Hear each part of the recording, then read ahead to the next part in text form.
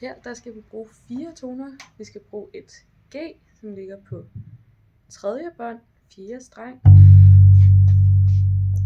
Så skal vi bruge et D, som ligger på 5. bånd, 3. streng. Vi skal bruge et A, som også ligger på 5. bånd, men 4. streng. Og så skal vi bruge et C, som ligger på 3. bånd, 3. streng.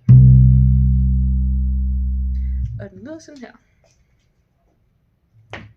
1, 2, 3, 4,